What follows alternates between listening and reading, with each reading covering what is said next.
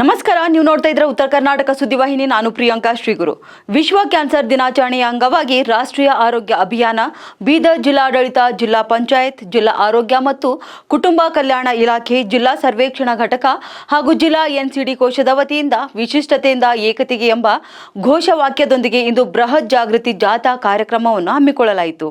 ಜಾಗೃತಿ ಜಾಥಾವು ಬೀದರ್ ಜಿಲ್ಲಾ ಆರೋಗ್ಯ ಮತ್ತು ಕುಟುಂಬ ಕಲ್ಯಾಣ ಇಲಾಖೆಯಿಂದ ಪ್ರಾರಂಭವಾಗಿ ಬೀದರ್ ನಗರದ ಹೃದಯ ಭಾಗದಲ್ಲಿರುವ ಅಂಬೇಡ್ಕರ್ ವೃತ್ತ ಬ್ರಿಮ್ಸ್ ಆಸ್ಪತ್ರೆಯ ಮಾರ್ಗವಾಗಿ ಜಿಲ್ಲಾ ಆರೋಗ್ಯ ಮತ್ತು ಕುಟುಂಬ ಕಲ್ಯಾಣ ಇಲಾಖೆಗೆ ತಲುಪಿತು.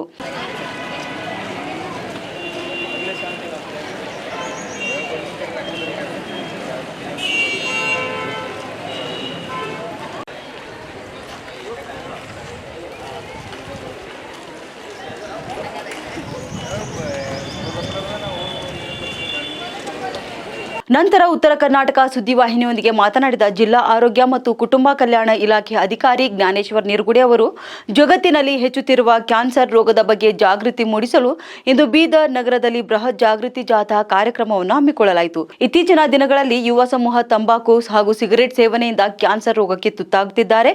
ಕ್ಯಾನ್ಸರ್ ರೋಗದ ಲಕ್ಷಣಗಳು ಕಂಡು ಬಂದಾಗ ಕೂಡಲೇ ಸ್ಥಳೀಯ ಆಸ್ಪತ್ರೆಗೆ ತೆರಳುವ ಮೂಲಕ ಅದನ್ನು ತಡೆಗಟ್ಟಬಹುದು ಎಂದು ಹೇಳಿದ್ದಾರೆ. ಮಿತ್ರರಿಗೆ ನಮಸ್ಕಾರಗಳು.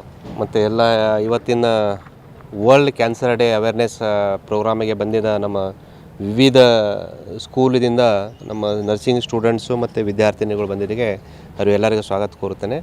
ಇವತ್ತು ವಿಶೇಷವಾಗಿ ವರ್ಲ್ಡ್ ಕ್ಯಾನ್ಸರ್ ಡೇ 4ನೇ ಜನವರಿಗೆ ನಾವು ಯಾಕೆ ಮಾಡ್ತಾ ಇದ್ದೀವಿ ಅಂದರೆ, ಈ ವರ್ಲ್ಡ್ ಕ್ಯಾನ್ಸರ್ ಡೇ ಕ್ಯಾನ್ಸರ್ ಬಗ್ಗೆ ಜನರಲ್ಲಿ ಜಾಗೃತಿ ಮೂಡಿಸಬೇಕು. ಈಗಿನ ದಿನಗಳಲ್ಲಿ ನಾವು ನೋಡ್ತಾ ಇದ್ದೀರಾ ಅಥವಾ ಮಾಧ್ಯಮದಲ್ಲೂ ಕೂಡ ತಾವು ಜನರಿಗೆ ಜಾಗೃತಿ ಮಾಡ್ತಾ ಇದ್ದೀರಾ. ಏನಂದರೆ ಈ ವಾಯುಲಿ ಮಾಲಿನ್ಯ, ನಮ್ಮ ಊಟದಲ್ಲಿ ಮಾಲಿನ್ಯ, ವಾತಾವರಣ ಎಲ್ಲ ಮಾಲಿನ್ಯ ಆಗಿಬಿಟ್ಟಿದೆ.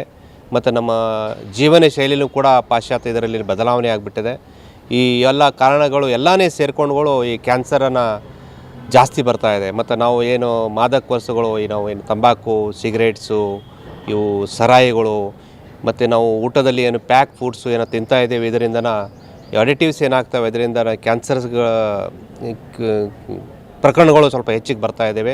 ಸುಮಾರವಾಗಿ ನಾವು ಈಚಿನ ದಿನಗಳಲ್ಲಿ ನಾವು ಹೆಂಗೆ ಸ್ಟೂಡೆಂಟ್ಸಲ್ಲಿ ಹೆಂಗೆ ಜನರಲ್ಲಿ ಇವು ಬಾಯಿ ಕ್ಯಾನ್ಸರ್ಸು ಎಲ್ಲ ಬಂದಿದ್ದಾವೆ. ನಾವು ಇದ್ರ ಬಗ್ಗೆ ಸ್ವಲ್ಪ ಜಾಗೃತಿ ಆಗಬೇಕು. ತಾವು ಮಾಧ್ಯಮ ಮಿತ್ರರು ನಮಗೆ ಈ ಥರ ಜನರಲ್ಲಿ ಅರಿವು ಮೂಡಿಸಲಿಕ್ಕೆ ನಮಗೆ ಸಹಕಾರ ಮಾಡಬೇಕು. ಸೊ ಈ ಜನ ಜಾಗೃತಿಯಿಂದ ಅರ್ಲಿ ಡಿಟೆಕ್ಷನ್ ನಮಗೆ ಆಗೋಕ್ಕೆ ಸಹಾಯ ಆಗುತ್ತೆ. ಅರ್ಲಿ ಡಿಟೆಕ್ಷನ್ ಆದರೆ ಸೆಕೆಂಡ್ ಸ್ಟೇಜ್, ಥರ್ಡ್ ಸ್ಟೇಜ್ ನಾವು ಡಿಸಬಿಲಿಟಿನ ಪ್ರಿವೆಂಟ್ ಮಾಡ್ಬೋದು ಮತ್ತು ಅವರಿಗೆ ಉತ್ತಮ ಜೀವನ ನಡೆಸ್ಕೊಳ್ಳೋಕ್ಕೆ ನಾವು ಒಂದು ಸಹಕಾರ ಮಾಡೋಂಗಾಗುತ್ತೆ. ಸೊ ಅದಕ್ಕಾಗಿ ನಾವು ಸುಮಾರವಾಗಿ ನಾವು ಜಿಲ್ಲೆಯಲ್ಲಿ 600 ಕೇಸ್ ಪತ್ತೆ ಹಚ್ಚಿ ನಾವು ಟ್ರೀಟ್ಮೆಂಟನ್ನು ಮಾಡಿದ್ವಿ. ಅದರಲ್ಲಿ ಮುಖ್ಯವಾಗಿ ಏನಂದರೆ ಹೆಂಗೆ ಸ್ಟೂಡೆಂಟ್ಸಲ್ಲಿ ಹೆಂಗೆ ಏಜಲ್ಲಿ ಬಾಯಿ ಕ್ಯಾನ್ಸರನ್ನು 160 ಕ್ಯಾನ್ಸರ್ ಪೇಷಂಟ್ಸನ್ನು ಟ್ರೀಟ್ಮೆಂಟ್ ಮಾಡಿಬಿಟ್ಟು ಈಗ ಉತ್ತಮವಾಗಿ ಜೀವನ ನಡೆಸ್ತಾ ಇದ್ದಾರೆ. ಅವರು ಯಾವುದೂ ಕೂಡ ತೊಂದರೆ ಇಲ್ಲ. ಸೊ ಅದಕ್ಕಾಗಿ ತಮ್ಮ ಮುಖಾಂತರ ನಾನು ಎಲ್ಲರಿಗೆ ಕಳ್ಕಳಿಂದ ವಿನಂತಿ ಮಾಡ್ಕೋತೀನಿ ಅಂದರೆ, ಎಲ್ಲರೂ ಯಾವುದೂ ಕೊಡಲ ಏನಾರ ಸಮಸ್ಯೆ ಇದ್ದರೆ, ಯಾವುದೂ ಸಮಸ್ಯೆ ಇದ್ದರೆ ರಿಪೀಟೆಡಾಗಿ ಬಾಯಲ್ಲಿ ಏನಾರ ಹುಣ್ಣಾಗ್ತಾಯಿತ್ತು, ಯಾವುದರ ಸೆಲ್ಫ್ ಎಕ್ಸಾಮಿನೇಷನ್ ಬಂದಾಗ ನಿಮಗೆ ಏನಾರು ರಿಪೀಟೆಡ್ ಅದೇ ತೊಂದರೆ ಆಗ್ತಾಯಿತ್ತು, ಅಥವಾ ಹೆಣ್ಮಕ್ಕಳಲ್ಲಿ ಸೆಲ್ಫ್ ಎಕ್ಸಾಮಿನೇಷನ್ ಆದಾಗ ಬ್ರೆಸ್ಟ್ ಕ್ಯಾನ್ಸರ್ಸ್ ಏನಾರ ಇದ್ದಾಗ ಏನಾರ ಗಡ್ಡೆ ಆಯಿತು, ಸ್ವಯಂ ಟ್ರೀಟ್ಮೆಂಟ್ ಮಾಡೋಕ್ಕಿಂತ ಮುಂಚೆನೇ ಒಂದು ಡಾಕ್ಟರ್ ಹತ್ರ ಸಲಹೆ ತೊಗೊಂಡ್ಬಿಟ್ಟು ಅವರು ಟ್ರೀಟ್ಮೆಂಟ್ ಮಾಡೋಕ್ಕೆ ಅನುವು ಮಾಡ್ಕೋಬೇಕು. ಮತ್ತು ಇದರ ನಮ್ಮ ಸರ್ಕಾರದಿಂದ ವಿವಿಧಗಳು ಯೋಜನೆಗಳು ಇದ್ದಾವೆ. ಆಯುಷ್ಮಾನ್ ಭಾರತ್ ಆಗಲಿ ಮತ್ತು ಬೇರೆ ಬೇರೆ ಇದರಲ್ಲಿ ಫ್ರೀಯಾಗಿ ಚಿಕಿತ್ಸೆನೂ ಆಗುತ್ತೆ. ಇದರದ್ದು ಉಪಯೋಗ ತೊಗೋಬೇಕು. ಮತ್ತು ಎಲ್ಲರೂ ನಮ್ಮ ಬೀದರ್ ಜಿಲ್ಲೆಯನ್ನು ಕ್ಯಾನ್ಸರ್ ಮುಕ್ತ ಮಾಡೋಕ್ಕೆ ಎಲ್ಲರೂ ಸಹಕಾರ ಮಾಡಬೇಕು ಅಂತ ನಾನು ಮಾಧ್ಯಮ ಮುಖಾಂತರ ನಾನು ಎಲ್ಲರಿಗೂ ಕಳ್ಕೊಳ್ಳಿ ವಿನಂತಿ ಮಾಡ್ತೀನಿ.